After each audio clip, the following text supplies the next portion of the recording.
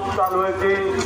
আস্তে আস্তে সারা ভারতবর্ষ এমনকি ওয়ার্ল্ডের বিভিন্ন প্রান্তে আমরা কিন্তু এই যে আমরা পদযাত্রা এর প্রতিবাদ আমরা জানতে পেরেছি। আমরা লালবাজার লোকাল থানা, বটতলা এবং শ্যামপুকুর থানাকেও আমরা জানিয়েছি, প্রয়োজনে আমাদের কাছে কাগজ আছে, দেখে নেবেন যে দোকানদাররা আমরা কিন্তু এর প্রতিবাদে আজকে রাস্তায় নামতে বাধ্য হয়েছি।